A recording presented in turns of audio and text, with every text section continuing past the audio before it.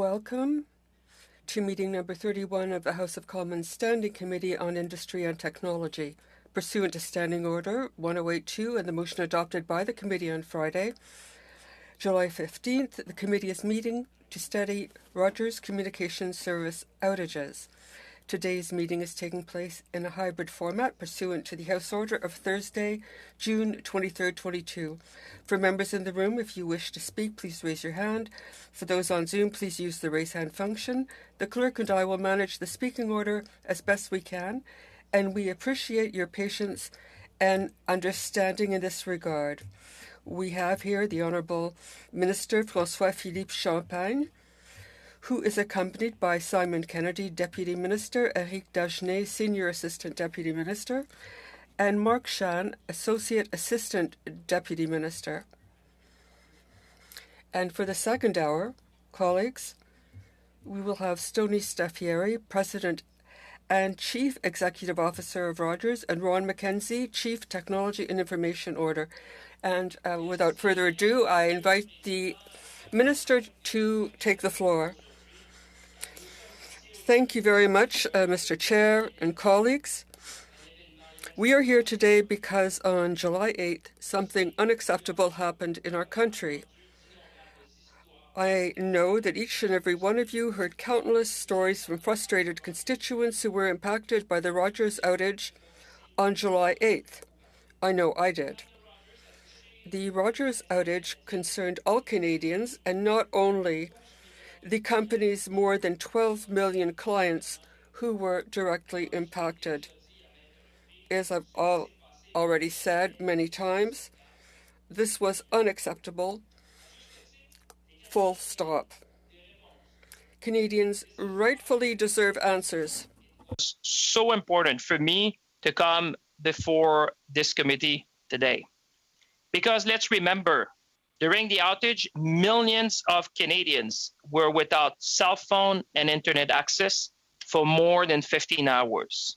Hundreds of thousands, literally, of businesses, small and medium-sized businesses, had to turn customers away because they were unable to use Interact to complete transactions.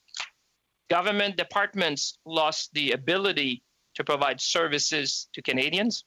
And most worrisome, countless Canadians lost the ability to call 911. Again, this is simply unacceptable, full stop. That is the message I conveyed to Tony Staffieri, the CEO of Rogers, on multiple occasions since the 8th of July. I used my voice to amplify the voice of millions of Canadians and expressed in no uncertain terms their frustration with this unprecedented outage in our country. Mr. Staffieri has acknowledged that Rogers has broken the public's trust and agree on taking a series of action to address this matter promptly and decisively. While the responsibility for the outage rests solely with Rogers, we now have to be in solution mode. And that's the attitude I have adopted since the very first hours of this outage. I was informed of the outage by my team late afternoon on July 8th, Tokyo time, very early morning, July 8th, here in Ottawa, as I was wrapping up a week-long mission to Japan. A few hours later, I received an update indicating that the outage now seemed more serious than originally anticipated.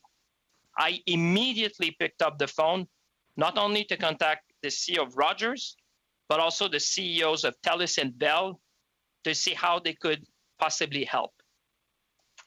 As soon as I landed back in Canada the next day, I convened a meeting with the CEO of Rogers, TELUS, Bell, Videotron, Shaw, SaskTel, and Eastlink, directing them to take immediate action to improve network resiliency and reliability across Canada.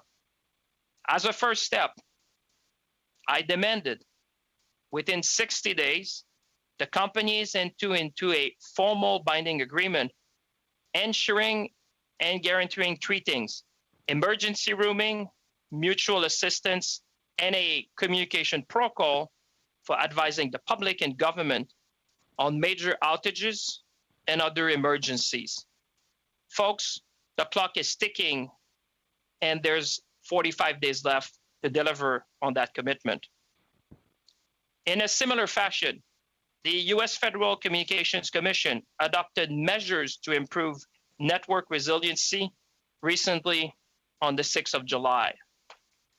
As you know, the CRTC is also conducting a detailed investigation of the outage, including the measures that Rogers is putting in place to prevent similar outages. I've also directed the Canadian Security Telecommunications Advisory Committee to develop additional proposals to improve network resiliency. On the basis of their findings, and as I said from the outset, we will consider more measures to have the network resiliency that Canadians deserves. En conclusion, tous les Canadiens méritent. In closing, let me say this. All Canadians deserve to have affordable, resilient communication services. And this is why telecommunication services providers should be better prepared to deal with future outages. We also have to hold these providers accountable, and we will do so on behalf of Canadians. Allow me to say this. Some will see here the opportunity to deal with issues having to do with telecommunications, with competition, with the proposed merger of Rogers and Shaw, and other connected questions. But I believe Canadians who are listening to us want two very precise things. They want to know what happened July 8th, and they want to know what solutions will make sure that this does not happen again. And with that, Mr. Chairman, I will be pleased to answer questions. Thank you. Thank you, Minister. So with the first round of questions, I will give Mr. Généreux the floor. Thank you, Minister. Thank you, Mr. Chairman. Minister, you're quite right.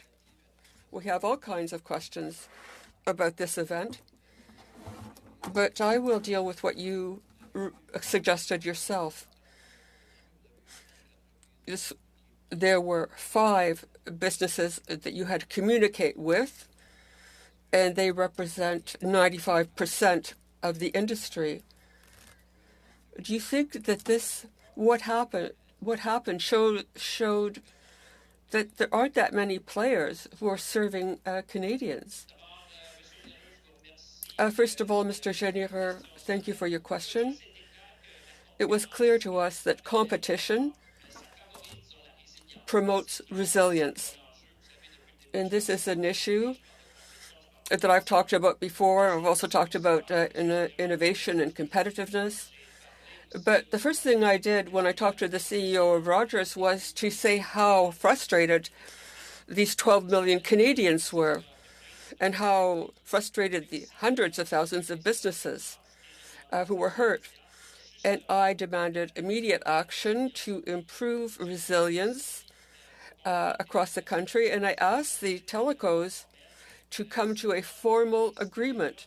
There was an arrangement before, an arrangement for mutual assistance. There's also roaming, emergency roaming. And we wanted a better communications protocol for Canadians because with respect to that, I expressed the frustration of Canadians during this outage, which was unprecedented. Well, Mr. Minister, we know that 95% of the Canadian population is served by these 5 companies. So the resilience that you're talking about is, I don't know, it's really not there if a third of the country or almost can't communicate. And this agreement or contract you're talking about would require that these businesses communicate among one another. and they all have different priorities. How can you assure us that these businesses, or what assurances did these businesses give you when you were talking to Bell, TELUS, Videotron, etc.? Do they consider themselves to be at the same level in terms of competitiveness? What assurance did they give you that in 45 days, when this agreement is due, do you have their assurance that they will do this? Mr. Généreux, when I talked to the CEOs of the various companies, they were extremely serious, as I was. I demanded that they come to a formal agreement to do three very precise, very specific things. An arrangement for mutual assistance. I want this to be codified in writing. I want it to be formal. And also emergency roaming be codified, and that there be a communications protocol with the government, but also with customers. We're not just looking at intentions, we're looking at obligations. Minister, please allow me to be a bit skeptical. When we're talking about something this important, you're talking about the 60-day period, but I have to say I'm skeptical. You're talking about obligations. But what penalty would be provided for? What would happen to these businesses if they don't come to an agreement? Well, first of all, as a regulator, these telecos, the Minister of Innovation, Science and Technology has an undertaking from the CEOs of these companies that there will be an agreement. And I wasn't asking for opinions. What I asked for was formal. I think we had the CEO. You'll be talking to the CEO from Rogers. He can tell you. There's also another organization, the Canadian Telecommunications Resilience Group, which is chaired by Éric Dagenet, who was one of our officials. And they've been told that this will happen in the next 45 days. When I called them, I asked them to show up on Monday, and everyone is showing up, and they're in resolution mode. And I think the fact that we experienced this kind of unacceptable event, well, I'll be clear, this is only a beginning. I will demand even more from them, and we will investigate with the CRTC. There will be recommendations, and following that, I will demand additional measures. But for the time being, the CEOs of the various companies have agreed with me that more has to be done to increase the resilience of these networks. Thank you very much, Chair. Minister, so good to see you. It's been a while. Thank you very much for coming to the committee. I woke up on July 8th and couldn't get any of my device working. And like many Canadians, my family entered this bundle service for more than 20 years with Rogers. So it caused a bit of panic. And luckily, one of my work phone was served by Bell. So I learned from social media, reported by all these news outlets, that there's a massive outage. But there wasn't any communication until we get closer to noon from Rogers.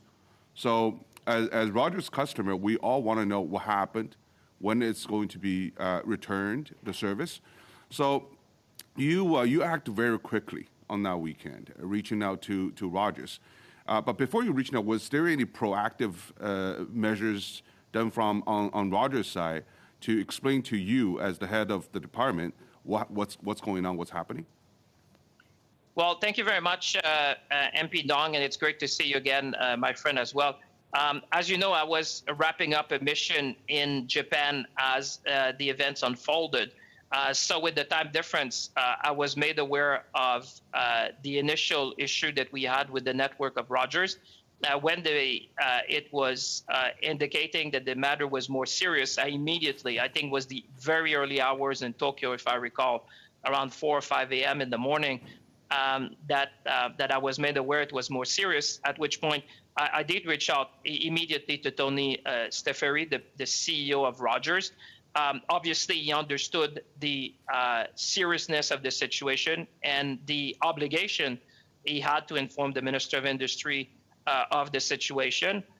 On that call, I was first inquiring about what was the network situation, how long it would take, and obviously at this moment expressing the frustration of millions of Canadians, but also be on solution mode.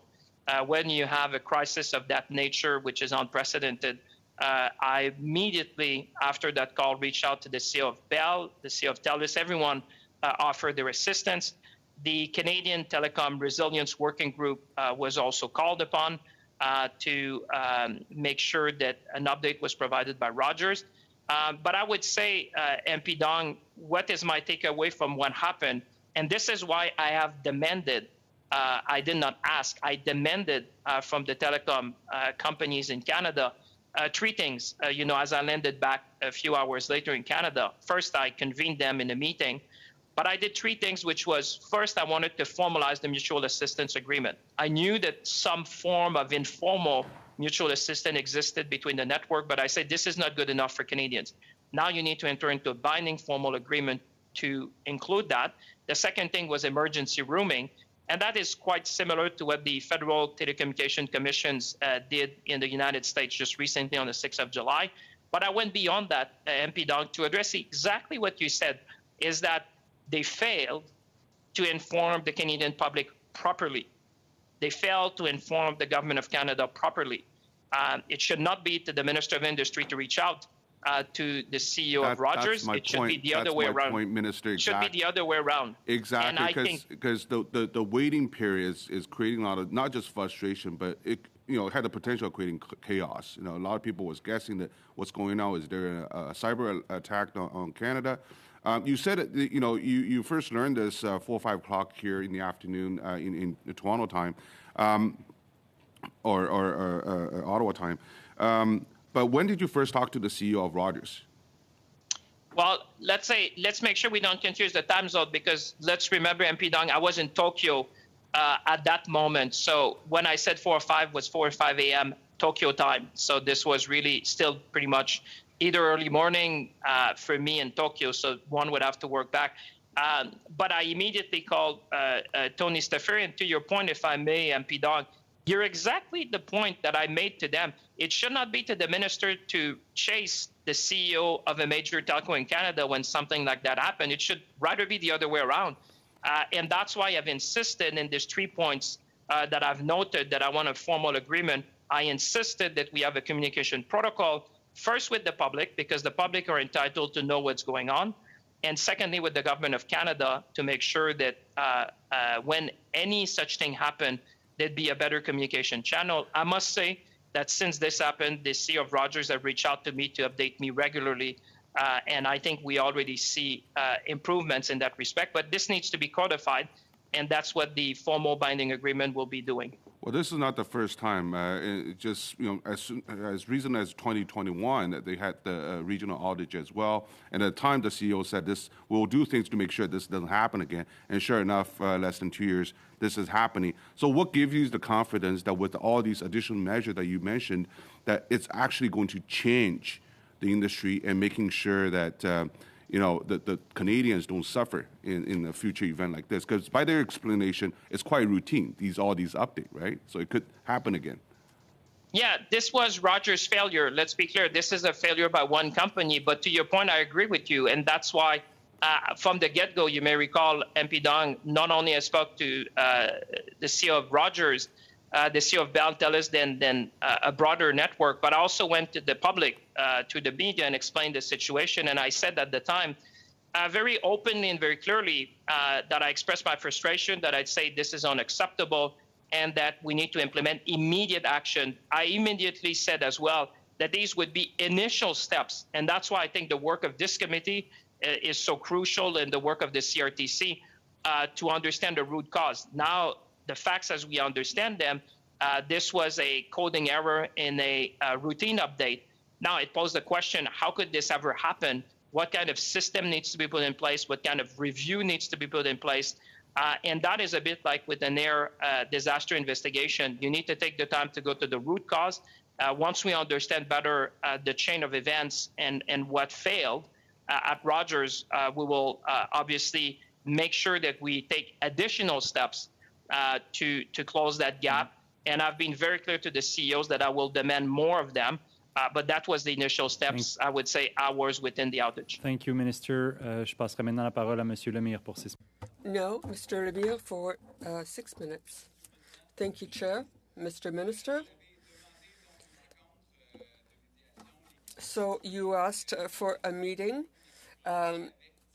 with the various competitors of Rogers and the Competition Bureau, and you're talking about the failure of Rogers. Had you talked to Rogers? I know there was a technical briefing. How did this happen? How did this proceed?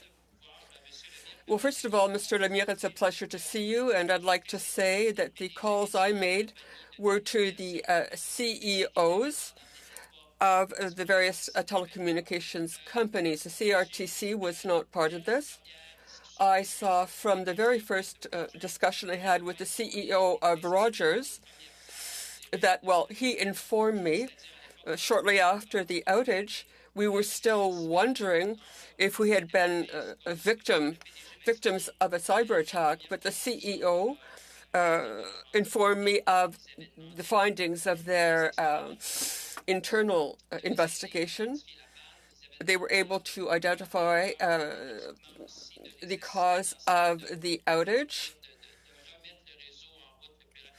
and they knew how to get the system working again as soon as possible. And after that, there was a call with the other CEOs of these telcos in Canada, and that's how it proceeded. What did Rogers tell you about their progress and how they were going to act to deal with this? Well, it was the CEO of Rogers, Mr. Tony Staffieri, who will be a witness as well. I communicated with him. Same thing with the other companies. It was with their CEOs. How much trust do you have in the governance system at Rogers? It seems that they were dealing with things in a rather cavalier way over the past few months. But what do you think of the state of Rogers right now, especially with respect to a possible merger? Well, when I talked to the CEO, I said three things. I expressed the frustration of millions of Canadians, of hundreds of thousands of small businesses. And I also expressed the frustration of people who are first responders all over Canada.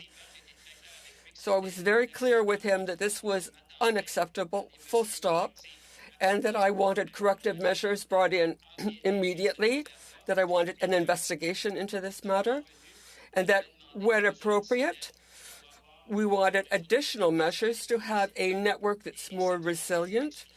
And it's clear, and I express this publicly, that everything that happened will remain, in my opinion and in the opinions of others, will remain something that shows the necessity of a resilient system. How robust do you think the plan is of these companies? Well, what I did, Mr. Lemire, was to impose three things. I wanted a formal contract for mutual assistance, then emergency roaming, and then better services to citizens. This was a requirement that I expressed. And a few hours later, when the system was restored, I said we have to urgently make sure that there is true resilience. Now, this is why the committee's work is important. We want to get to the bottom of things and see that if there was an error in the coding, in this routine update, how did this happen? What mistakes were made? How did this happen? What are the redundancies available? So I not only intend to do more, but with C26, as you'll remember, we introduced C26 to give additional powers in terms of cybersecurity, and I intend to use these powers to ensure better resiliency. What were the reactions of Rogers' competitors? Aren't you muzzling a competition from at the base? Because it seems that no need to invest more. Because if we invest more, because if we make mistakes, the others will save us. Well, that's not it, Mr. Lemire. When I talked to the CEOs, my voice represented millions of Canadians, and you'll understand that when we talk on behalf of millions of Canadians, people tend to listen. I express myself very clearly, directly. There was no margin for error or for misinterpretation in my message. I gave them 60 days. Now they have 45 days left of those 60 days. They all undertook to do what I asked them to do. But it's a race to the top. What we want to do is to make sure that everyone is more resilient, because, Mr. Lemire, it was the fault of one company, and that company has to account for what happened. But we want more resiliency all over. On July 6th in the United States, they were talking about this. They want more resiliency in their system, and we want it in Canada. Thank you. Now, Mr. Moss, for 6 minutes. Thank you, Mr. Chair, and thank you, Mr. Minister, for being here. Good to see you. Good to see you as well. One of the things that is concerning about this is that, the strategy that you employed probably commands the respect you deserve from the legislation. That's almost none. Because the legislation we have to kind of put some oversight is different than other communities and other countries. Good example is Australia. They actually control their actual system, and the actual industry competes amongst the system. I think that obviously this is an essential service. COVID proved that our connections are essential in terms of our operations. So what I'm looking for is, what is the government going to do to actually restore this as an essential service and put some legislative teeth behind this issue? It's similar to like a public utility. If not, then we have to rely upon any minister being buddy-buddy with a bunch of CEOs who are also getting a lot of handouts from the public at any point in time for accountability. I don't find that enough. What legislative measures are you going to take to actually have more command and respect from the industry, regardless of who is in the CEO seat and who's in the minister's seat? I would say, with respect to MP Massé, this is not about us talking, in a sense, the minister with the CEO. This is demanding.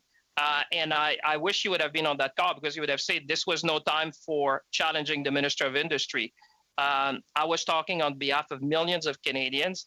And let me just say 3 things we've done on the legislative side that will add to what we've been doing. The first thing, you will recall very vividly, that we decided in May to provide more resiliency, to exclude our intention to exclude ZTE and Huawei from our 4 and 5G network.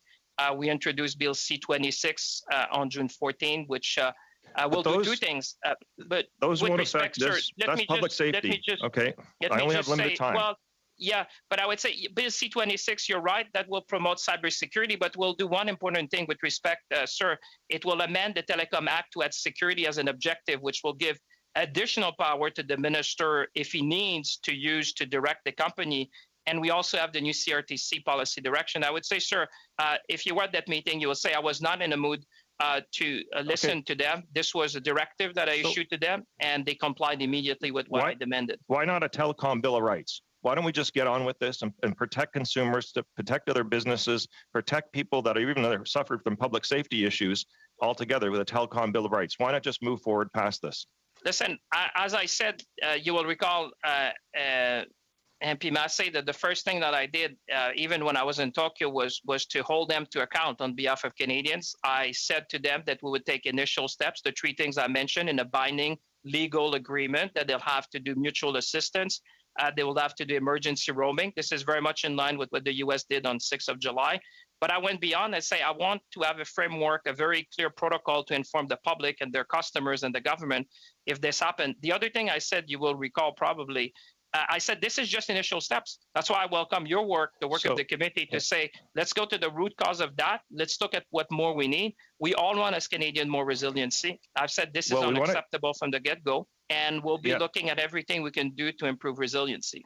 Well, I hope that if you're going to look towards the committee, you can also look towards the committee that is not fooling around with the Shaw-Rogers takeover. And we've already been spoken about that, opposed to it. And I don't know why we're still fooling around with that, but hopefully you'll take that seriously back, as we should be moving on from that.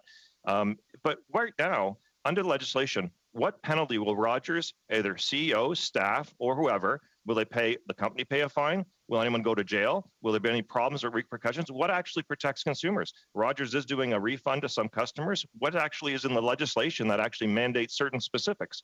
Are those things going to happen? They're not going to happen from my understanding of legislation.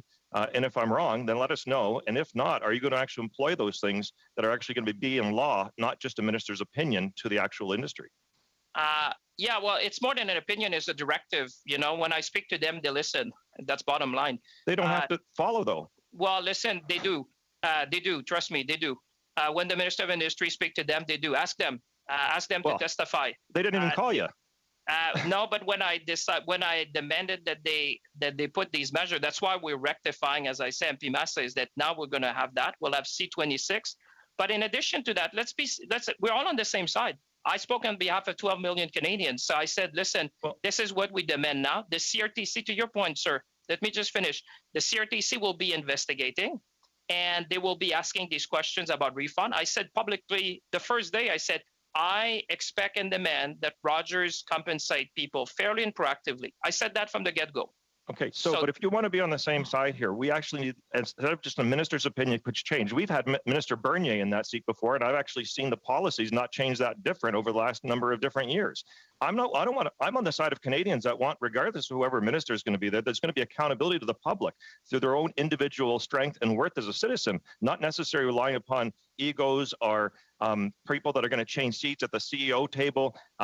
Those things are all things that we can't control. What we can control is a legislative process, as an essential service that's like a public utility that strengthens the individual and collective rights of Canadians. That's the side I want you to be on. I don't want to be on the side where we have to rely upon influence and goodwill and personal elections and whether they're golfing with somebody or not. These are the things that I don't want to rely on. I want to rely on legislation. Well, you'll be able to rely on a binding formal agreement, sir, for the first three things that I mentioned. This is going to be a formal binding agreement. This is not like, you know, the way you describe it seems like it's no, this is, I demanded. There's no discussion. It's going to be done. There's no room for maneuver. The second thing I would say, sir, with respect, I think on C26, and I think you know because you're a very experienced legislator, amending the Telecom Act to add security to it will give additional power to the minister. Not only, like you said, that they will follow what I said, but that if you support C26 with colleague, I would have legal power to demand that, because once you add security to the objective of the Telecom Act,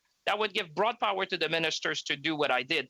Now they did it. I demanded it. They're going to do it. We're going to do more. And with C26, I think that you and I, with the colleagues, will be able to better protect the public. Thank you, Minister. Thank you. Mr. Massé. We'll now move to MP Gray for 5 minutes.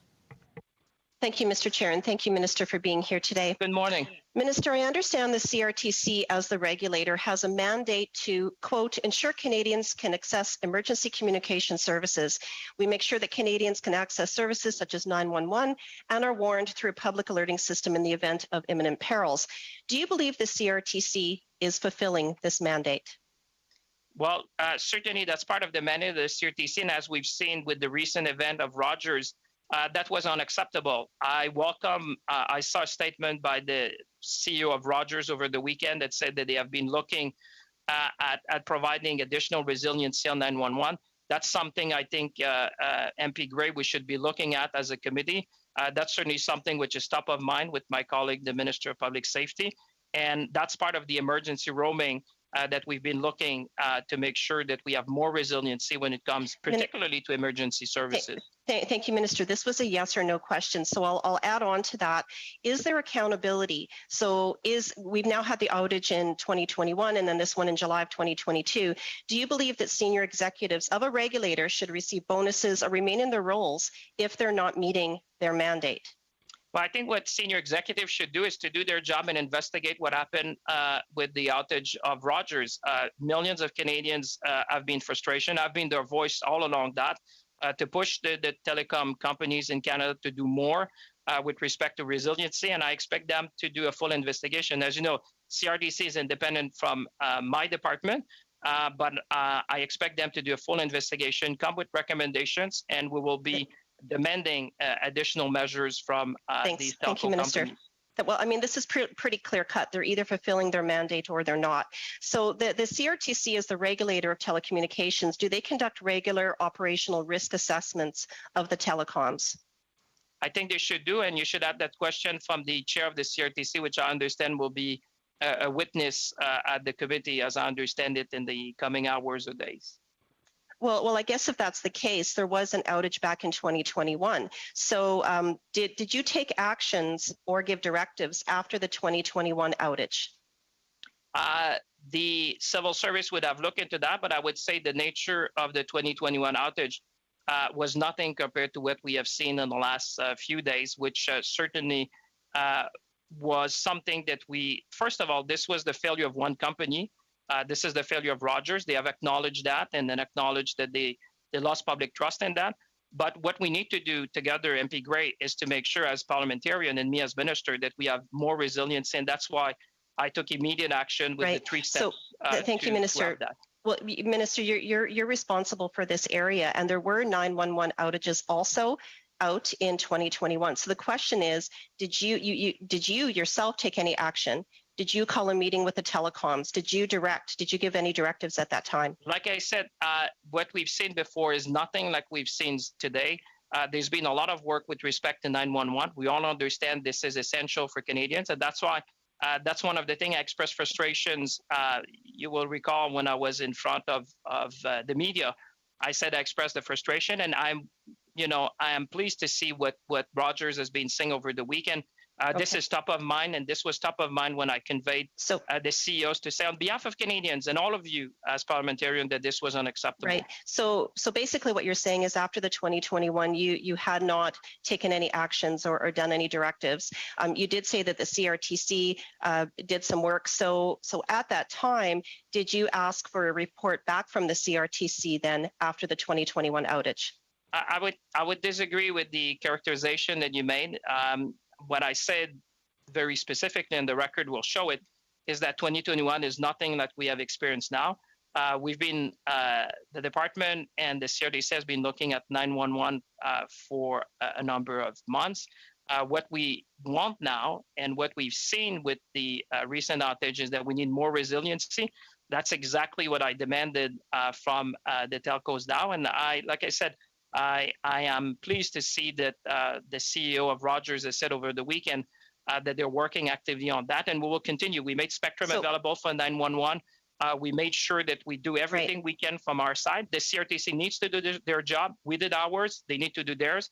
And as parliamentarians, we need to hold people to account. Minister, going back to my first question, if they're not doing their job, then they're not fulfilling their mandate, because we've had twice in just over a year when 911 services have gone down. So once again, do you believe that CRTC is not fulfilling their mandate? And if so, what are you prepared to do about it? Listen, I will uphold the highest standard on behalf of all Canadians when it comes to everyone in the public service doing their job. What I would suggest, MP Gray, with respect, would be, I think you have assigned the chair of the CRDC. They should be answering for their own action. As you know, they're independent from my department. But I was the first one to call on them to investigate. So I think you should take comfort in the fact that this minister has taken action. You're the minister. You're the minister. You're ultimately responsible, Minister. But the CRTC is independent, MP Gray. Thank you, Go to the legislation. The time is up. We'll now move to MP Gahir for 5 minutes. I can hear the question, Mr. Chair. Yes, I think you're on mute, MP Gahir. Or it could be on your headset. Yep. Can you hear me now? Yes. I certainly can, sir. Sorry about that. Minister, it's great to see you. Very good to see you, my friend. Minister, during your July 11th meeting with Rogers and other major telecom providers, you instructed them to work together on a plan that includes collaboration on emergency roaming, assistance during outages, and a communications protocol to better inform the public and authorities during emergencies. So how did the other major telecom providers respond to your request for collaboration? Is there a sense of mutual responsibility to ensure that this doesn't happen again? Well, I'd say I was in no mood to get a lot of comments. This was really directing them to take steps. Like you said, I was expressing the frustration of millions of Canadians. I said this outage was unacceptable. As the colleague MP Gray said before, I at that time also said that there should be a CRTC investigation of that. And although this was Rogers' failure, let's be clear, this is one company's failure when they did coding in what we understand is a routine update. What I can say to you and to the member of the committee is that when I talked to the CEO of Bell and TELUS, everyone was in solution mode to try to see, as the crisis was evolving, what can they do to help with respect to staff, with respect to experts, with respect to network. And I understand from the CEO of Rogers, whom I think you're going to have as witness, they even enlisted international experts, their vendors internationally, to get to the bottom of that. This was deep in the system as they explained it to me. And so that's why not only I was pleased to see that there was this level of willingness to help, but I want that to be codified in a legally binding agreement. So that's why mutual assistance will be part of that agreement, emergency roaming, and a communication protocol with the government and the public. Great, thank you. So you said that your instructions for collaboration were just the first step, and we've talked about the charter. What do you see as the next steps for telecom providers to remain accountable to Canadians? Well, first of all, I think the communication, and I would invite you as member of the committees to see, you're going to have Rogers executive coming. I think their communication with the public was one thing. I think the Canadian public deserve better answers when something like that happened, and I would say government officials as well. And I was very clear in that meeting that this was only the first steps, that there would be more steps needed, but we need to go to the root cause. You know, it's a bit like with an air incident investigation. You need to go to the root cause to understand what really happened, what were the fail-safe measures, what was the review process, who was involved, trying to better understand. So with that body of evidence and recommendation coming from the CRTC, as MP Gray said, the CRTC will be investigating. We will be taking these recommendations, and I told them that I am going to be looking at them and will likely be demanding additional steps to be taken to improve the resiliency of the network in Canada. Great, thank you. So I wanted to go off a point that a previous MP made. There were some media outlets that have said that the outage has proved that telecommunications networks should be considered as public utilities rather than being owned and operated by the private sector because they provide critical digital infrastructure for Canadians. So what do you think about this statement, and do you think we should reconsider the way that telecommunications networks are managed in Canada? Well, my first order of priority, as you would appreciate, MP Guerrier, is to improve the resiliency of the network. You know, when I saw that happening, first was to understand what happened. Secondly, to make sure that all resources would be put to restore the network as quickly as possible. Thirdly, was to take immediate action to make sure that we would improve the resiliency. Fourthly, to have a thorough investigation, because you need to go and understand what really happened. And fifth, I would say, you know, it's to look at additional measures. I heard what you said, and I think MP Massey mentioned something similar. You know, for now, my concern is to really understand what really happened. And I think you need to do that. That's the logical next step. And once we have the findings and understand what really happened, what was the cause of this unacceptable failure of Canadians in our network, what are the appropriate steps? Like I said, what we've done is largely similar to what the US have done on 6th of July with respect to network resiliency.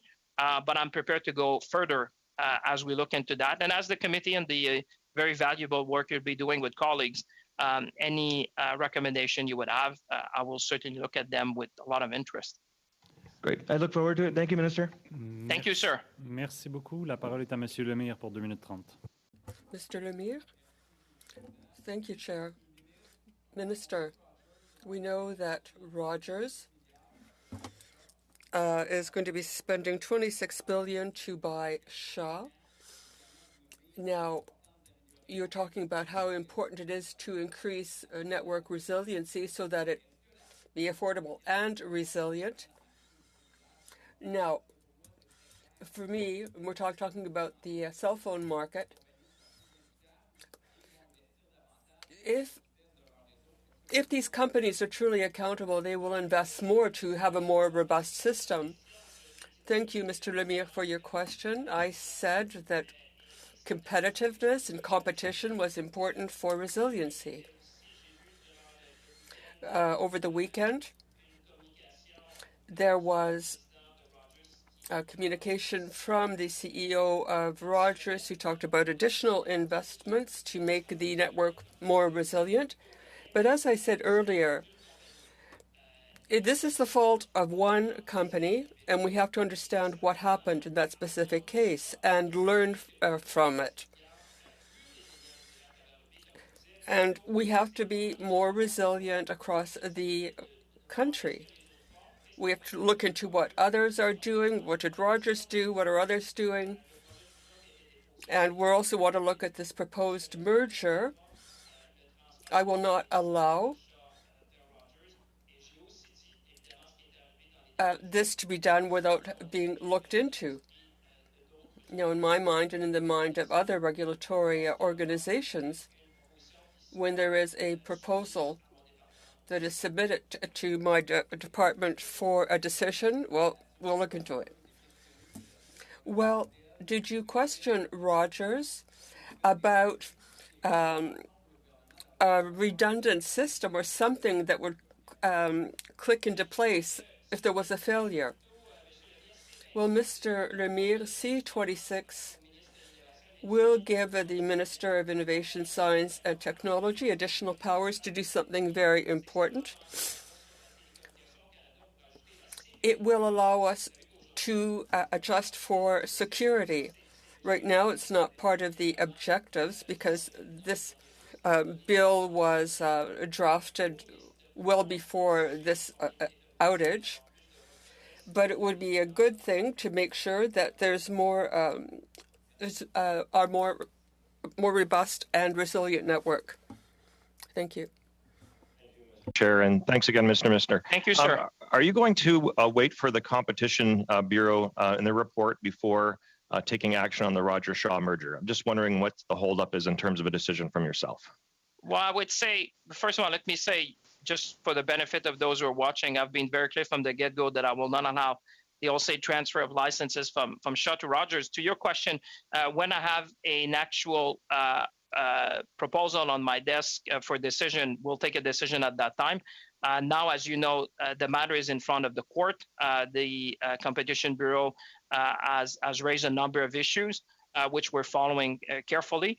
But until the time that I have something which is formally submitted to my department, I've been expressing a number of times what matters to me, which is affordability, competition in the market, and I'll keep repeating that so that everyone understands that. Okay. Now, to be fair, you are correct by this was an individual company error. But to my point over this is an essential service that needs greater regulatory respect and powers to whoever sits in that seat, I still think is valid. I mean, one of my first committee meetings for industry was dealing with Michael Sabia, who represented Bell at that time as a CEO, who didn't want to provide same pay for women with pay equity. I remember we had to fight to get the deferral accounts back, over $1 billion taken from Canadians, and Bell didn't want to provide that, going to the court system. And it goes on with the Competition Bureau already noting unscrupulous practices. Why can't we look at an essential service like this and then just bring in like a Bill of Rights for Canadians? I implore you to at least investigate that to see whether that's a potential. I understand the security provision elements are improvements, but they still don't take the consumer and the businesses that are affected. Even the people from ArriveCan couldn't even get into the country properly because of it. Is that serious? Listen, MP Massey, you know me. I'm one who always cooperate with colleagues on both sides of the aisle. as said, the immediate action I took within hours were first steps. I did not exclude anything. I'm happy to listen to this committee and the recommendation. I think also one thing that we can work together is the new CRTC policy direction. I think this is also, some have called that historic in changing the nature of what matters to this government, and I would say to Canadians largely, which is competition affordability. So listen, I have been very tough on the telecom companies because this was warranted. Like I said, they listened to me when I've demanded that no one was suggesting otherwise. They said, Minister, we will do exactly what you want within the timeline. But to your point, could there be additional steps taken in terms of what powers would be needed in addition to Bill C-26? I'd be happy to look at what this committee can recommend, and certainly we'll look at that. Merci, Monsieur le Ministre. La parole est à Monsieur Deltel pour 5 minutes. Thank you, Minister. Mr. Deltel, you have the floor. Thank you, Chair. Thank you, Minister. You talked about the action you took about July 8th and following. You were in Tokyo and you made calls. Now, there was already an event that happened, not as serious a one in July, but in April in 2021. Hundreds of thousands of people in Ontario were affected by a Rogers outage. And there were major impacts. Each Canadian citizen who was impacted had to relive this situation 15 months later. What has your government done since April 19th, 2021, to avoid another unfortunate situation? What has your government done? Well, first of all, Mr. Deltel, thank you for your question. Well, we're talking about an outage of a different magnitude. I was very clear when I talked to the CEO of Rogers. I said it was unacceptable. We said we need three things to have more resiliency in our telecom networks. First of all, we wanted to exclude Huawei. The second is Bill C-26. And what I said earlier is this will do two things. It will give us additional powers in terms of cybersecurity, and also, and this is important for the committee, it will give the minister additional powers, because right now security is not one of the objectives in the Telecommunications Act. And new directives at the CRTC, where resiliency is discussed, we will be working to do more. Well, these three actions have changed nothing. Canadians suffered a second time in a period of 15 months. Because you didn't shake Rogers' cage before. You said I was very direct. I talked directly to these CEOs. Why didn't you do that 15 months ago? Well, if there was a negligence, Mr. Deltel, you'd have to ask Rogers as well, because it was Rogers who was negligent. Please, one moment. I represent Canadians. When I speak, I express the frustration of 12 million Canadians. I expressed the frustration of hundreds of thousands of businesses. But if you're talking about fault or negligence, you'll have the CEO of Rogers who will have to explain why this happened. But when it happened April 19th, 2021, why weren't you as proactive as you were this time? I understand more people were affected, but the same thing happened twice. Now, I know you were very proactive in 2022, but the problem is that something similar happened, a lesser impact, but the same problem happened 15 months before the event of 2022. Why weren't you as proactive? Because 15 months ago, we had the same problem. Well, Mr. Deltel, as you said, we're not talking about the same a problem of the same magnitude. I hope you will put this question to the CEO of Rogers, because the fault is theirs. I know that you are an experienced MP. We're in solution mode. You have to be in solution mode as well today because Canadians expect that this committee, all of us, be in solution mode. There was an engagement that was broken, an undertaking that was broken on the part of Rogers, and I did what I had to do. Well, in 2021, one person in this in a company like this said we had to strengthen the mutual assistance possibilities among these companies. If we'd done so 15 months ago, we wouldn't have had this problem now. Why didn't you act then? Well, Mr. Deltel, look at what happened in the United States on July 6th. We went further than the United States. We're taking 3 measures. We're asking for concrete action immediately, and I would invite you to put these questions to the CEO of Rogers and ask him what's going to be done to make the network more resilient. Now, Ms. Lapointe. Thank you, Chair. Thank you, Minister. I know that when you met with Rogers, you asked that all the companies work together and come up with a plan, with an agreement. But it seems to me that the providers don't really want to work in a partnership because of reasons of competition. So how can we get them to go along? Thank you, Ms. Lapointe. Well, they have no choice. When I talked to them, I told them that they had no choice when they talked about it. I demanded that they come to a formal agreement on the 3 things. I talked about mutual assistance, emergency roaming, and the protocols. This is only a beginning. After the CRTC investigation, we will have other recommendations, or there will be. But right now we're in solution mode. Well, what is really concerning here is that there are people who know that these are companies that, if they go down, can affect something like Interac, which affects the financial system. What can you do about that? Well, we can increase resiliency, and I asked the CEO. I talked to people at Interac, and we want to make sure there's more redundancies in the system. But our colleague, Mr. Deltel, as I said to Mr. Deltel, we have to put these questions to Rogers.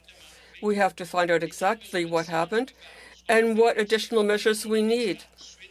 We did take immediate measures following what happened in order to restore connectivity. But in order to be more resilient, I would hope the committee will deal with this, study this thoroughly, and also will have the recommendations of the CRTC. But we all want the same thing, a more resilient network. And that is what I demand from these various companies. They need a resilient, trustworthy system of telecommunications. Well, one of the questions I would ask Rogers is, and I'm asking you as well, is there an action plan to communicate with Canadians? Well, there should be in 45 days. That's one of the things I asked these companies to do. But what you're talking about is the frustration of Canadians, 12 million Canadians, who did not get the information they wanted, they needed during this outage. And also there was no emergency roaming, as our friends in the United States want. But there also has to be a very clear communications protocol. There has to be this protocol in place so that citizens can get the information they need. And we have to be able to support these companies if something like this happened again. Well, you shared the first stages of what you will do. But what about in future? Well, thank you for the question. The next stage is to see is the CRTC will launch an inquest, an investigation. It will come up with recommendations. I will take those recommendations and see what more I can demand of these companies. And that will be the next step. There will be measures that have to be put into place, then the CRTC investigation, then the recommendations, and then I imagine additional measures to ensure resiliency. You may have recommendations here in this committee, and I will look at them very attentively. Thank you, Ms. Lapointe. Mr. Minister, this concludes this part of our committee meeting. Thank you for being available. We will now suspend for 2 minutes. Thank you. Thank you, Chair. Thank you, colleagues, for having allowed me to speak to you.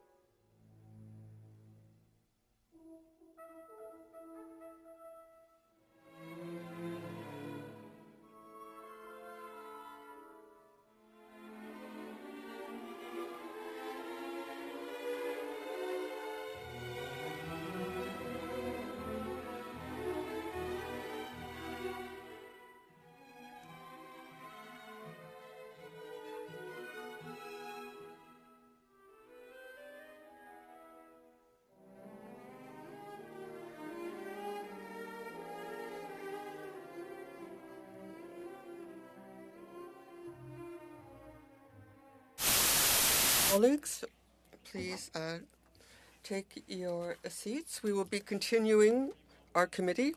Standing Committee on Industry and Technology, which is pursuant to Standing Order 1082 and the motion adopted by the committee on Friday, July 15, 2022, for this committee to shed some light on the Rogers Communications service outages in early July. So without further ado, we have with us here today Mr. Tony Staffieri, President and Chief Executive Officer of Rogers, ainsi que Monsieur Ron McKenzie, Chief. As well as Ron McKenzie. D'être avec nous aujourd'hui au comité sans plus. Thank you for being here today, and without further ado, you have the floor for 5 minutes. Members of the committee, thank you for the invitation to be with you. My name is Tony Staffieri, and I am President and CEO of Rogers Communications. I am joined today by our new Chief Technology Officer, Ron McKenzie. I appear before you today because as Rogers CEO, I'm accountable for the outage that occurred on July 8th. I'm also responsible for the specific actions we are taking as a company to make sure this does not happen again. On that day, we failed to deliver on our promise to be Canada's most reliable network. More than a marketing slogan, we know just how critical the wireless phone and internet services Rogers provides are. Canadians need to be able to reach their families. Businesses need to be able to accept payments. And most importantly, emergency calls to 911 simply have to work every time. To those who are impacted by our outage, I am sorry. Today, I want to share with you how we are working to win back the trust and confidence of Canadians. I will start with what happened and why there was a delay in restoring our service. I'll discuss the important steps we're taking to help prevent this from happening again. And I'll conclude with some of the steps we have begun to take to make things better for our customers. Simply put, this outage was a result of a system failure following an update in our core network.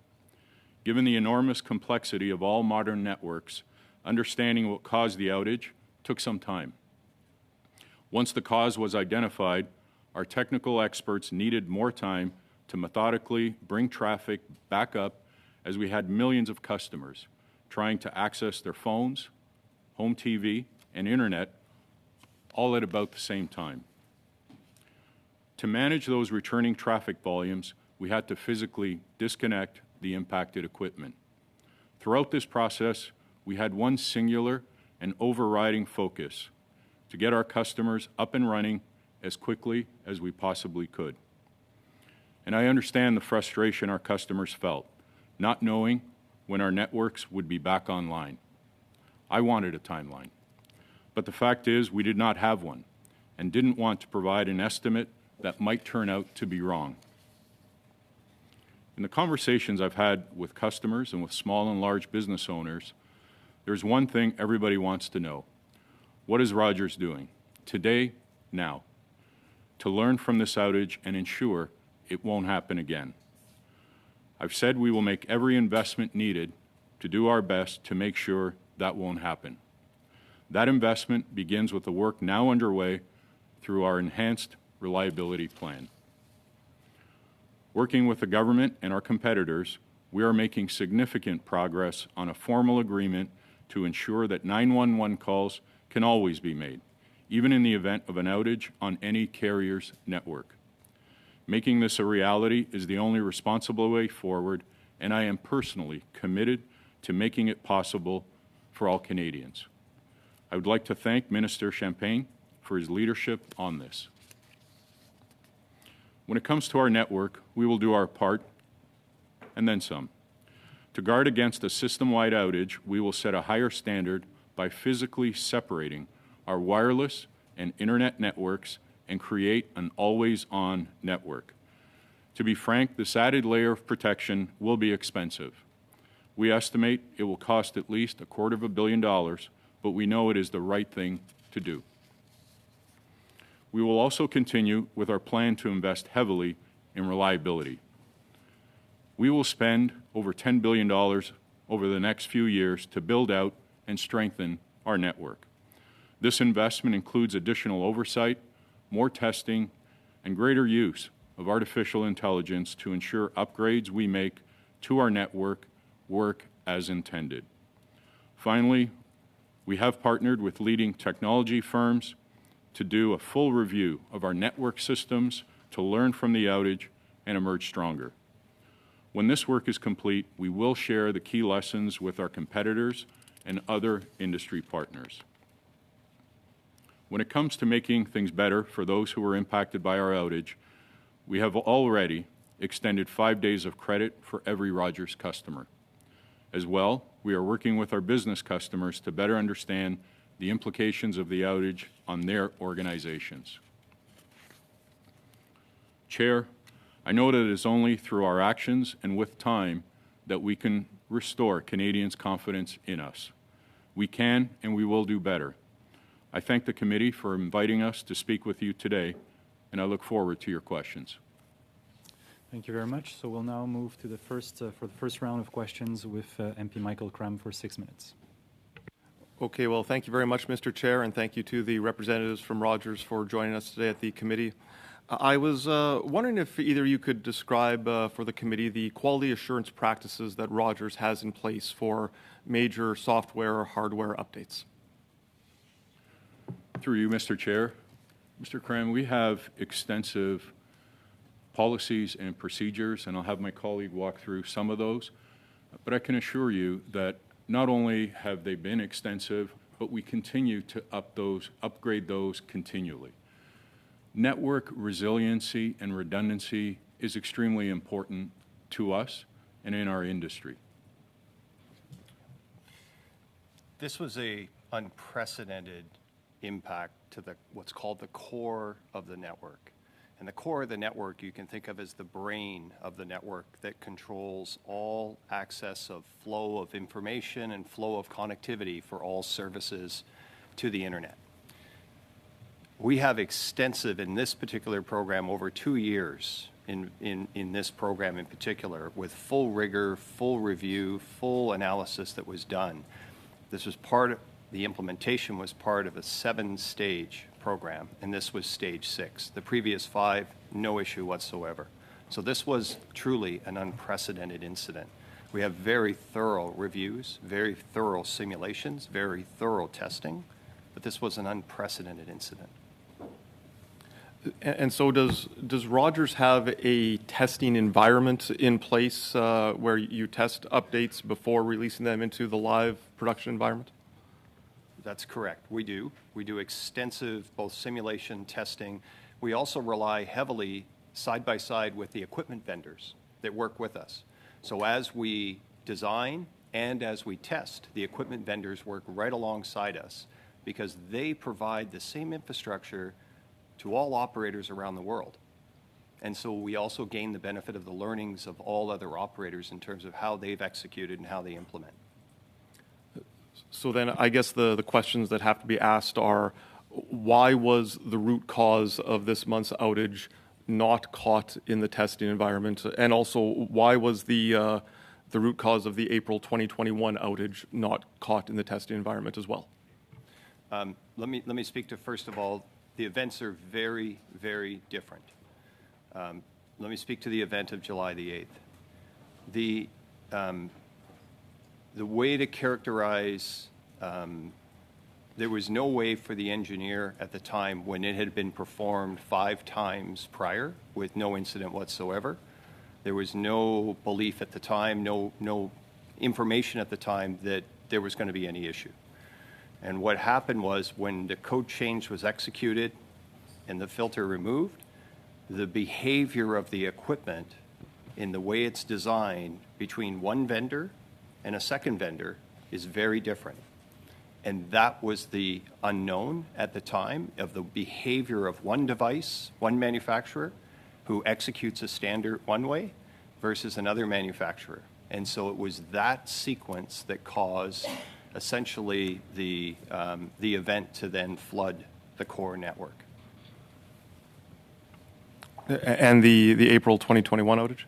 The April 21 outage was a software update performed by our partner And the software update in that instance was tested, but the nature of the way it was deployed caused the impact. So that was done by our vendor. It was tested. It had been deployed in other networks around the world, and it was an instance that particular dynamic of the way it was deployed caused the incident back in April of 21.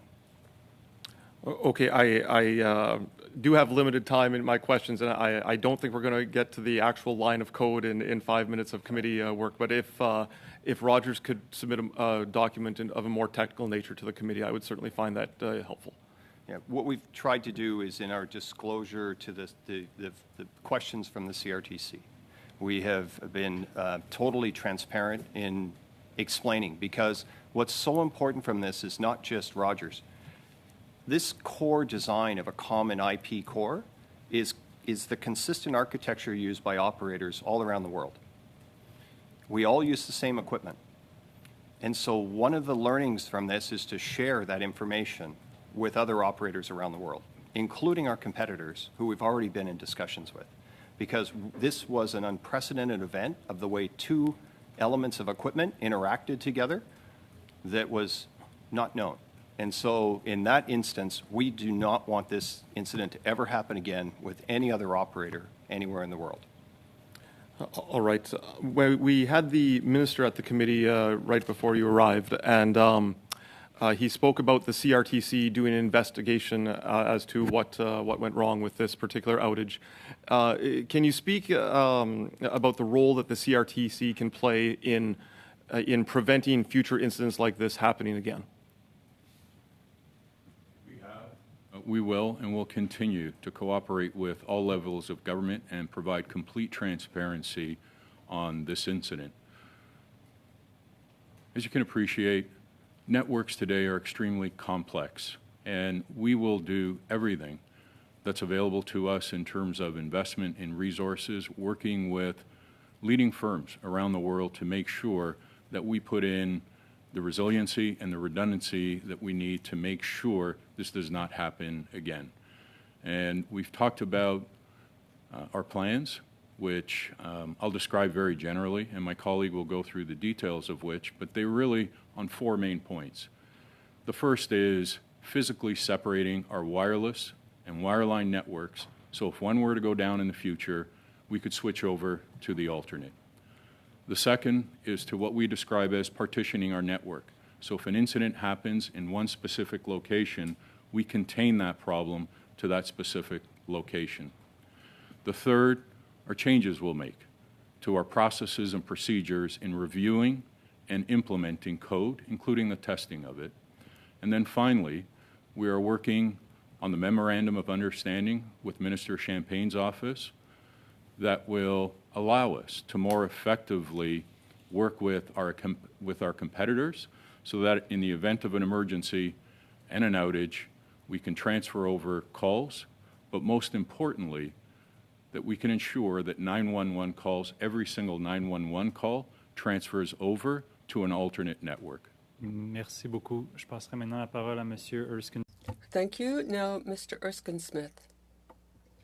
Thanks very much. I want to start with something you said, Mr. Staffieri, in relation to just how critical the services you provide are. And you said to reach families, businesses accepting payments, obviously 911 calls you referenced a number of times. Government services in some cases weren't fully available, and I point to IRCC as an example. Would you agree that the services you provide are an essential service in this regard? We fully appreciate the reliance that Canadians have on our network and the networks of our industry, and we take that responsibility seriously. And that's why we focus very much, not just on this outage, but how do we fix this going forward? And I've articulated the steps we're going to take to ensure that we prevent this from happening again. I appreciate that, and we all want to make sure it doesn't happen again. But it's also, I think, when you take a step back and reflect on what's happened here, there was a great frustration and anger, and rightly so, for millions of Canadians But I think there are two critical lessons learned, lessons that we need to relearn in some ways. And one is the nature of the service that you provide. And that's what I want to just drive at first and see if there's a proper acknowledgement. Different private companies deliver different services, but you are unique insofar as you're a private company that is providing an important public essential service. Do you think that's right? We do provide connectivity to millions of customers, and to the extent that some of our enterprise and business customers have customers that rely on them, then we have a role to play in that. And so in many respects... Okay, I think that's as close to a yes as I'm likely to get, so I'll take that. We heard Minister Champagne refer to the incident and compare it to an airline incident. And airlines, as you know, like your industry, are oligopolies. They're tightly regulated, and they are essential for Canadians. And in that setting, and my colleague Brian Massey had referenced this earlier, but in that setting, if something like this were to happen, it wouldn't be that the company would of its own volition say it's going to be 2 days or 5 days or 7 days compensation. There would be obligations for a certain compensation. Do you think there ought to be a regulatory framework and a legal framework that it shouldn't be up to you to decide what to compensate Canadians, but it should be up to the law? As I said, we take our role extremely seriously. First and foremost, as I spoke to our customers, including businesses large and small, the number one priority is how do they get assurance that this will not happen again? And that's our focus, first and foremost. Second is the compensation. But surely that would be in clear and ready focus if there were obvious consequences to not taking these steps, right? And I want to get to the lack of consequences in some ways. I appreciate you've identified compensation. I appreciate you've articulated a way forward to ensure it doesn't happen again. But you've also acknowledged, and I'm just going to read this from your answer to the CRTC, and I think you reiterated this today, but we failed in our commitment to be Canada's most reliable network. Okay, so say I'm a frustrated consumer. We have a lack of competition in this country, so where do I go? What we've done is, as I said, made it clear what our commitment is to fix this moving forward for us as a company and improve as an industry. In terms of compensation, our outage lasted a little less than a day, but we had some customers that extended for a few days following. And so we made the decision to make it simple for customers and extended the credit to a full 5 days. We're going to proactively process those on customers' bills. So as I said, we make it easy for the customer, and that equates to approximately just over 15% of the customer's bill. Let me return to this question of competition, because at this committee we continue to come back to this question, but it's always been around price and this frustration that when we look to how much Canadians pay in comparison to other countries, it is a great source of consternation for me and other members of this committee, I think, across all parties. But the other lesson that we've learned from this outage is that the lack of competition not only means that Canadians are suffering as it relates to price, but that it also means that the resilience of the network is challenged. And so, when we get to this idea of opening up networks from competitors to your customers in the context of an outage, you told the CRTC no competitors' networks would have been able to handle the extra and sudden volume of wireless customers, over 10 million customers, and the related voice data traffic surge. So isn't the concentration of not only the sector, but let's say your company in particular, isn't the concentration of customers in one particular company a challenge to resilience in and of itself? There are two parts to your question, sir, and I'll start with the first being what I would describe as the technical solution and the ability to ensure and work as an industry so that there's reliability and redundancy for Canadians. The first part of your question relates to the competitiveness of the industry. We work every day in a very competitive environment, and we work hard to bring the best value for money for our customers and for Canadians. It's in our interest to do so. They have alternative and they have choice. Wait, you think Canadians have alternative and choice in this marketplace?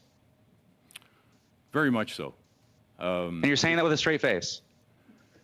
Okay. I'm running out of time. So here's another one you can maybe answer with a straight face. Do you think this is the end of the Rogers-Shaw deal? The coming together with Shaw is about creating scale in an industry where scale is important. It allows us to do two important things. One is make investments that neither one of us could do on our own. Investing more internet in rural and indigenous communities, but also to invest in the resiliency and redundancy of networks more than either one of us could do alone.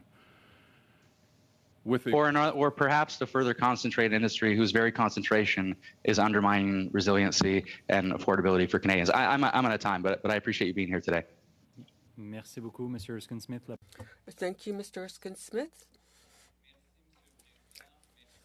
Now, Mr. Lemire, thank you, gentlemen.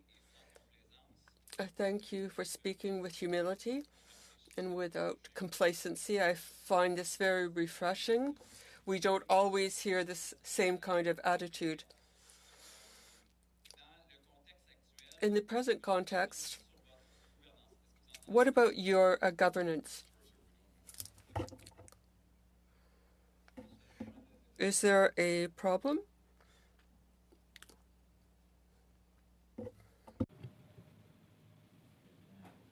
Try again, sir.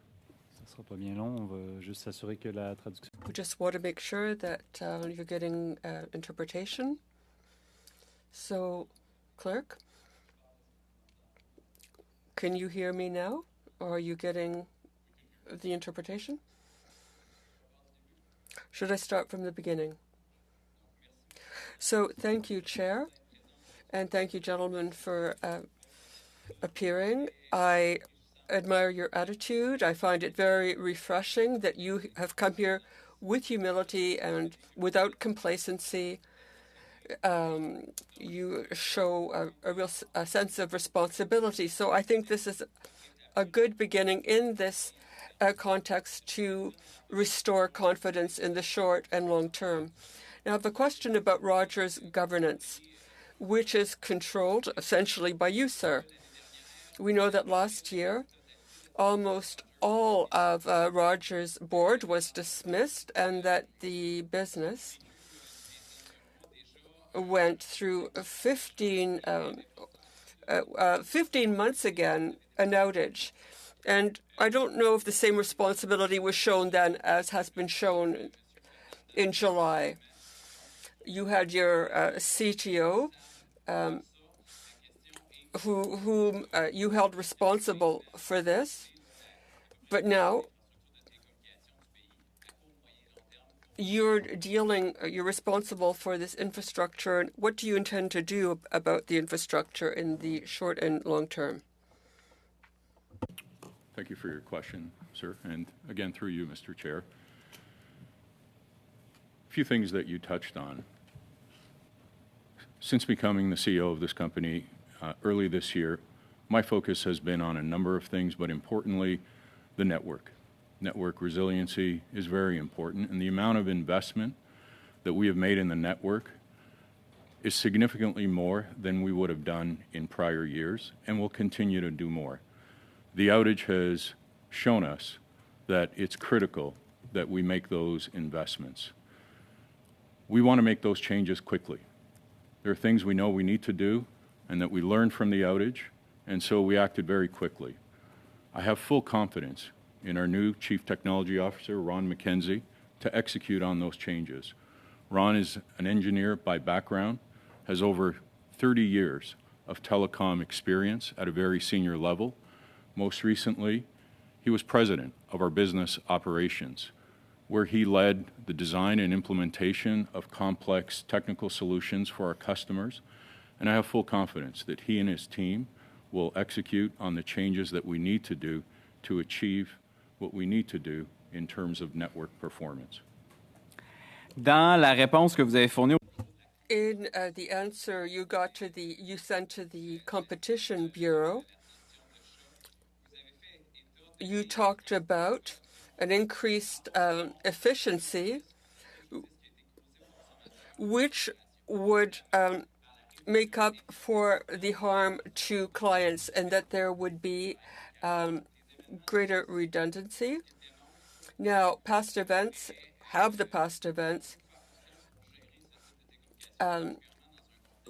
what have they led to? Can people now trust in you? And especially since the Rogers-Shaw merger would entail a lot of expenditures.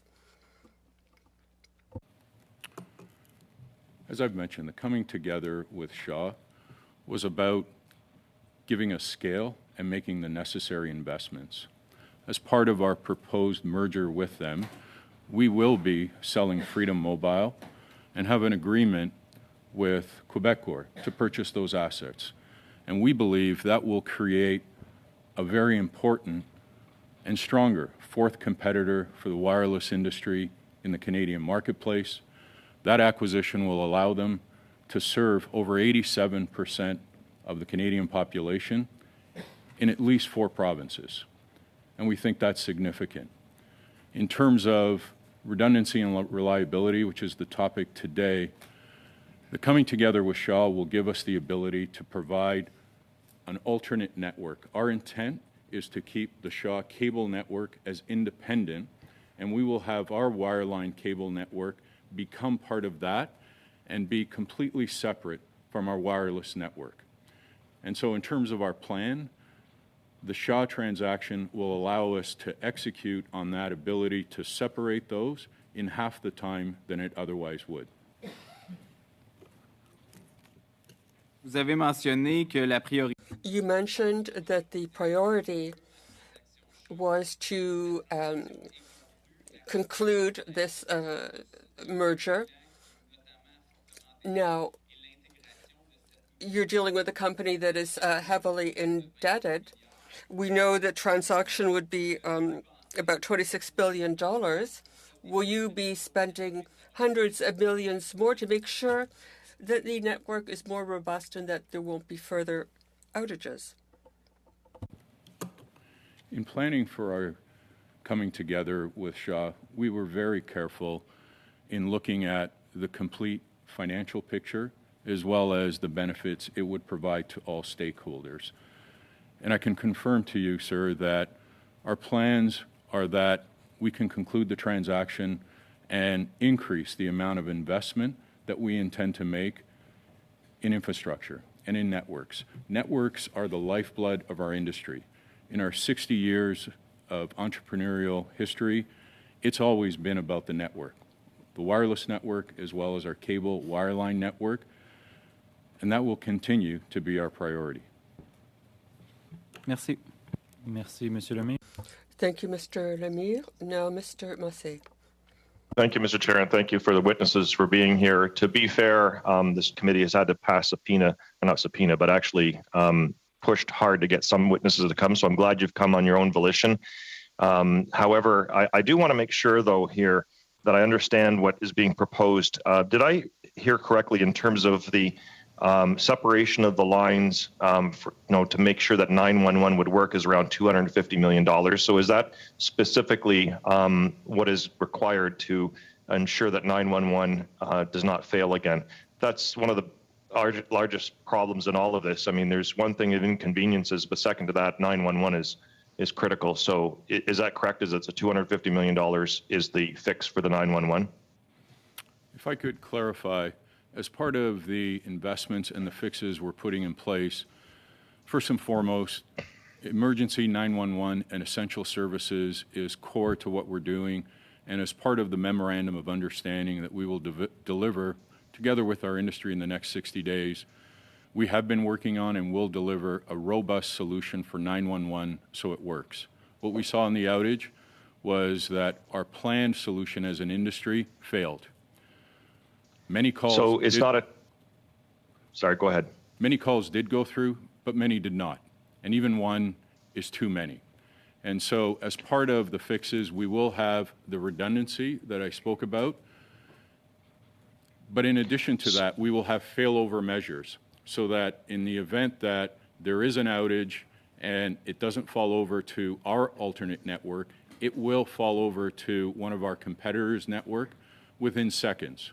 And we're working with Sorry, I just want to I just make sure that I get this correct. So it's not a technical problem in terms of providing 911 guarantee service. It's more of was a business decision that led to the lack of capacity or redundancy in the system.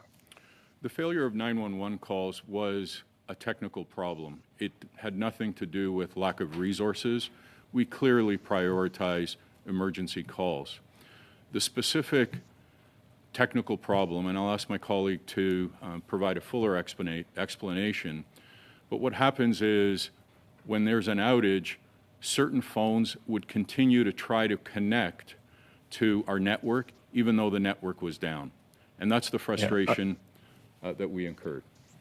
Yeah, and I don't need a technical answer for that. I appreciate it, but that's what I'm looking for. It was a business decision at the end of the day, and it's a business decision to fix this. I mean, that's the critical. Would you know, Mr. Erskine-Smith mentioned about essential services. Would you categorize that any provider in our system providing 911 is essential? There's nothing more important than the completion of 911 calls, and the inability for calls on 911 to complete on July 8th was a technical issue. It was not for a lack of resources. There was no business decision other than the one to confirm that 911 calls are important, and we need to ensure that they be able to be made. Well, yeah, at the end of the day, it's a business decision because there wasn't the provision of cash. It's either one of two things. It's either a technical problem that we have to disguise as a committee if we're actually letting our carriers do that, or we're letting them make decisions that don't prioritize it enough to actually have the redundancy. And that's the follow-up that I think that is necessary to find out to make sure. You had this problem before, and there was promises to fix it. What happened between that time back in 2021 into today? That's where I think that their consumer confidence has to be reasserted for the business application aspect. I think we might have to separate the 911 for this committee, myself. But what happened between then and now? What's different? And why didn't that fix from 2021 get done for this situation? I'll commence. The outage that occurred last April on our wireless services was due to a specific technical issue that was different than the one we encountered on July 8th. Following the April outage, changes were made to our network, to our processes, to prevent that type of outage and other outages. But we just could not foresee the type of outage that we experienced on July 8th. Yeah, and maybe just to add, the instances are very different. The instance on July 8th was essentially the core of the network, the brain of the network that supports all wireless, wireline, internal communications, and connectivity. It was a complete loss of connection. So the technical issue on the 911, as much as our fellow operators all offer to help, there is no technical way with loss of connectivity. And we wish we could have helped because we wish we could have transferred. Thank you. I'm going to have one quick question left, and I'm sorry to interrupt, but it is important when I wanted to get in, is that part of the problem we have right now is that we're still, whether it's the minister, nobody in your organization thought to call the minister, even with 911 down. Now you're just kind of making up stuff like in terms of what to do next for consumers and things like that. It's not a negative comment. Same with the minister. He's making up some new things in terms of regulatory and processes. Would Rogers support a universal, I guess, process that's transparent for consumers, businesses, and the public for all carriers, so that there would be like a bill of rights for consumers and carriers all alike? It doesn't matter whether you're sitting in the seat or somebody else in the future. Is that something Rogers would support? We are very much focused on what we need to do to ensure the resiliency and redundancy of our networks so we can earn back in this competitive environment the confidence and trust of our customers and of Canadians. We will make the investments needed to make this right. Thank you. That's all the time we have, Mr. Massé, but we'll get back to you. Thank you. And now we'll move to Mr. Généreux for 5 minutes. Président, merci. Thank you, Chair, and thank you, Mr. Staffieri and Mr. McKenzie. You have customers in Quebec, or at least indirectly, because I was affected by the outage. I couldn't use Interact services. was the Quebec government informed quickly, or at least the minister? No, I believe the minister called you.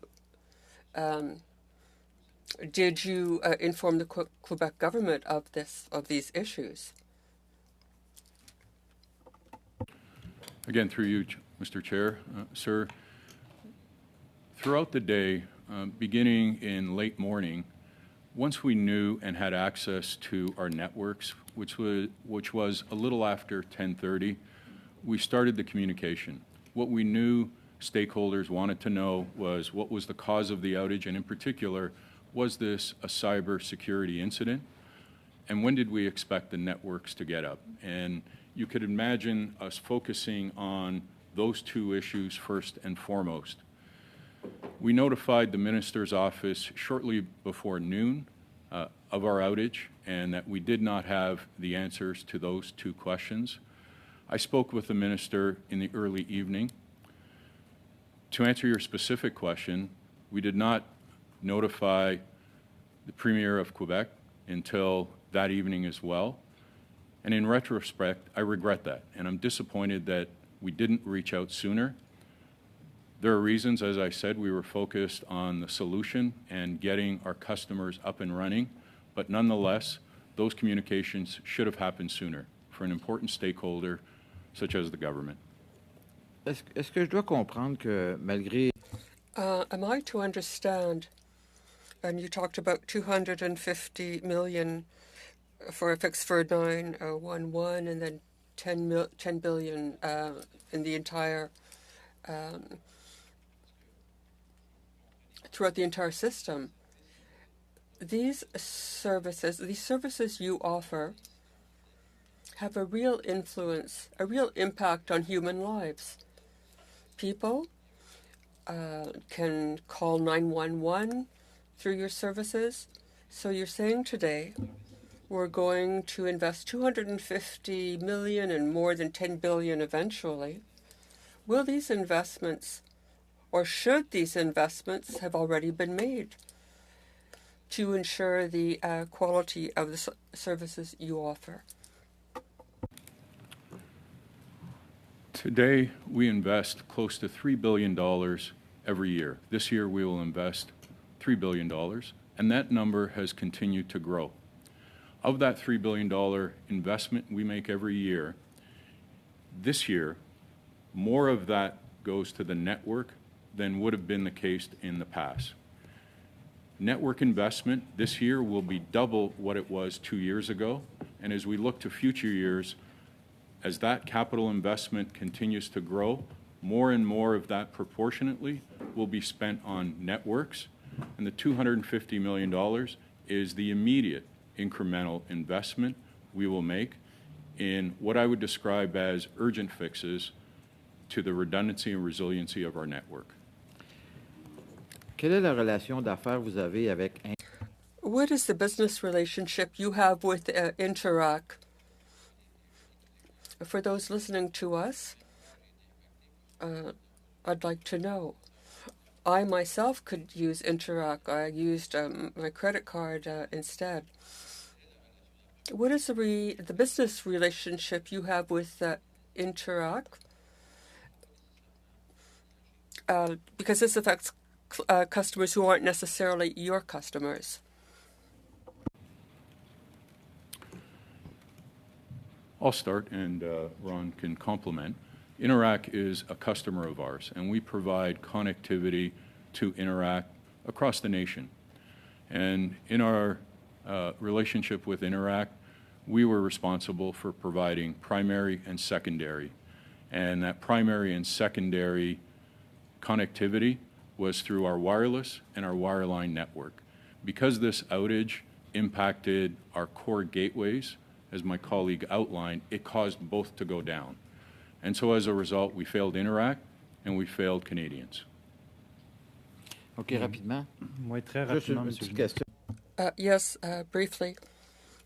Do you have any French Canadians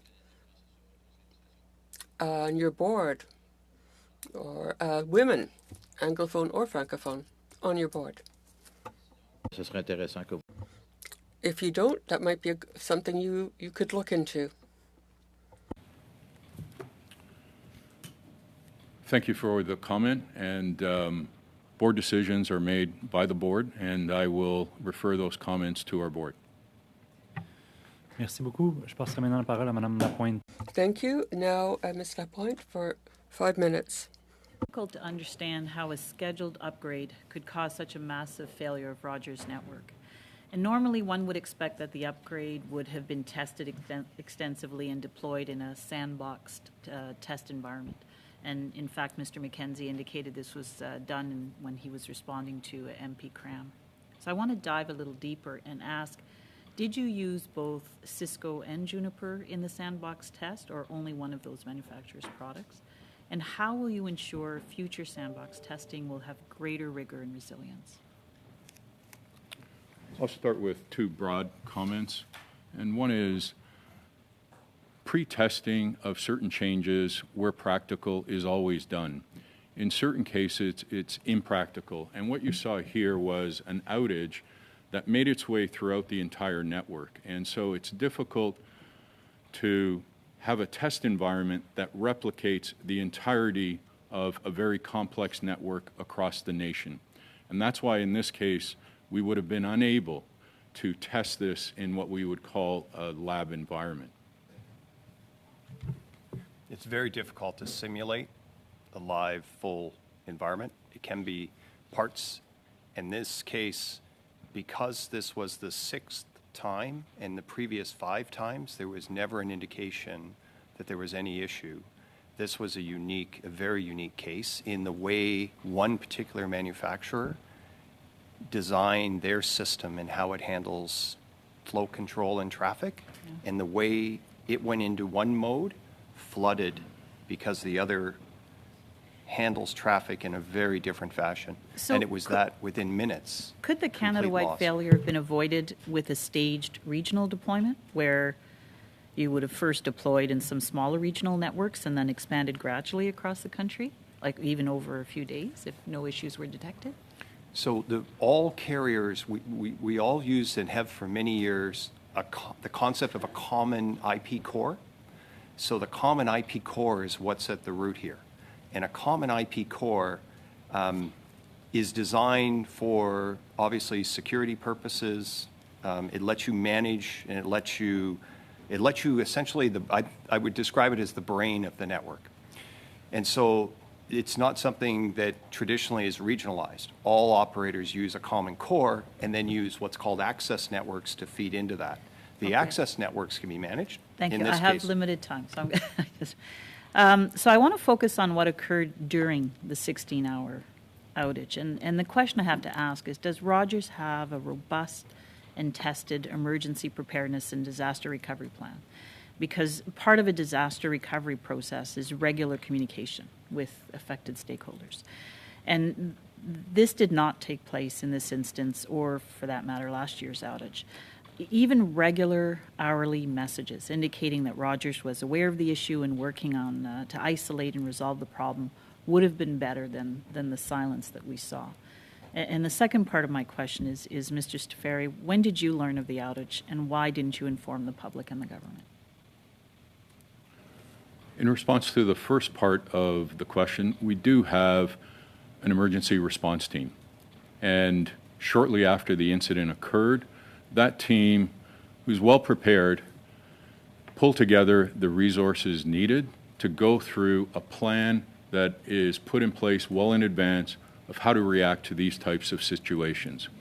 We were delayed in this instance because our own network had gone completely dark. Nonetheless, we quickly made arrangements for alternative connectivity, and that caused some delay. Notwithstanding that, in terms of communication, broadcast started as early as 5:30 in the morning that there was a network problem. We did not know fully until much later the full extent that it was a national outage. Once we knew, we communicated that on social media just before 9 a.m. and on radio stations. As I spoke to Canadians, customers afterwards, what they really wanted to know, And it's what we wanted to know, is what's the root cause and when's this going to be fixed? And we just didn't know the answer to that. We always strive to be extremely transparent with customers and Canadians and share as much information as we knew, but we just didn't know the answer to those questions. And so as we got more information, we shared that publicly. We did not know until late afternoon that we had a fix that was going to allow the network to come back up. And once we knew that, then we promptly communicated that through all the relevant media channels. Merci beaucoup. Merci, Madame Lapointe. Je passerai maintenant la parole à Monsieur Lemire pour 2. Now, Mr. Lemire, for 2.5 minutes. Thank you, Chair. My question is, what kind of crisis unit did you have? There would have been your CTO. At the time, Mr. Fernandez, was he part of your crisis cell or crisis unit? In terms of our emergency response plan, we bring to bear, depending on the type of emergency, all the right resources, including me and whoever is responsible. So you can imagine every one of these has the full attention of the organization. And certainly on this outage, Mr. Fernandez, who was our CTO, was immediately notified at just before 5 a.m. and was very much integral to the recovery plans and investigation of what went on that day, together with the rest of the network team. We have several command centers issued throughout the country, and the outage happened just before 5 a.m. By 5:30, teams were already pulled together to start to work on the problem. Merci. Qu'est-ce que vous pensez? Thank you. What do you think of the solution imposed by Minister Champagne, which means to rely on your competitors in order to have a backup? Minister Champagne's initiative to have the industry work collaboratively in a very formal document is going to be very constructive to a redundancy and resiliency program. As I've mentioned, we've made very good progress on moving that forward, so we will have it completed within the 60-day time frame. And importantly, it'll provide for failover measures in the event that one network goes down. Importantly, for 911, so that there is a robust plan to ensure that every single call transfers over. And then finally, communication protocols, so that the minister and other important government agencies are alerted as quickly as possible about any future outages. Donc, vous seriez... So, you would cooperate with your competitors in the event of a similar issue, similar problem? We would very much cooperate with our competitors, and in these types of situations, there is always collaboration with our competitors in order to obtain a fix. One of the calls I received early on was from the CEOs of the other telecom operators asking how they could help. And so there's always been that type of collaboration and cooperation. It's in our interest as an industry for all Canadians to ensure we recover quickly. But as you heard earlier, for technical reasons, we were unable to transfer over our traffic volume to our competitors' networks. Merci. Thank you very much. We'll now move to Mr. Massey for 2.5 minutes. Thank you, Mr. Chair. And following up with Mr. Lemire's questioning is the interesting aspect of this is that without, I guess, any type of an essential service bill of rights or something along that nature, so we have to rely upon private meetings amongst the CEOs and the boards in private meetings with the minister to find a solution. So that really what's being presented here is that we rely on that and you guys come back to us later on after you had those private meetings, and what transparency is there for Canadians? I mean, this sounds like something that really is not going to build the trust I think is necessary. Throughout this process, we have been as transparent as we can be. And if you're to look at some of the filing we have made, including most recently the CRTC filing. We want to share all the information on this outage. It only makes our industry better and more prepared for this to happen in the future. As part of this agreement with our competitors on this memorandum of understanding, we look forward to being very transparent on how, because the Canadians deserve to know how the industry is going to ensure that this does not happen again at this scale. Well, I guess I hesitate because I've seen this show before when we have a few industry players together and meeting in private where there's no public access to any of those meetings. The minister can follow up, but the minister won't be able to provide documents or doesn't have to, even to Parliament or this committee. So I fail to see how this process is going to build public trust. I think that the other carriers that are going to be involved in this are probably going to get their reputations as well brought into this because, quite frankly, it's what's happened is that either through public negligence, through Parliament and the processes that we've had here, or through the industry itself, is that we have failed collectively on 911, something that was supposed to be guaranteed. So I'll finish with this, Mr. Chair, is that I don't think this process is going to satisfy the public because those meetings will not be public. There'll be heavy redacted materials. We'll have to go to access to information to find out what is going to go on for even scheduling and so forth. So I'm worried about it at this point in time, Mr. Chair. Merci beaucoup, Monsieur Massé. Thank you, Mr. Massé. Now, Ms. Gray, for 5 minutes. Thank you, Mr. Chair, and thank you to the witnesses for being here. So we learned that your core system going down also included 911 going down, but as well, there were 4 emergency alerts that did not work. 1 dangerous person alert by the RCMP, and 3 Environment Canada tornado warnings. Is that correct? I'm not aware of all the specific messages that didn't go out, but as I've said, it's unacceptable that even a single emergency message did not go out, and that's what we're focused on correcting. Okay. Did you have protocols and processes in place should an outage like what occurred so that critical services like 911 and emergency alerts were still operating? We had procedures in place to ensure that 911 and emergency essential services would switch over to an alternate carrier's network for very specific technical reasons. That automatic transfer did not happen. So in the submission that you made to the CRTC answering questions, it said, well, considering many times during the day shutting down it would have been the radio access network, this simply was not a solution. So that's correct? Is that what you're referring to? That's correct. Let me outline a few principles. Shutting down our radio access network, or the RAN as it's commonly referred to, is not a significant decision. To be able to shut down the RAN, you need to have access to the network. And when our network went down, it was dark until approximately 10:30 a.m.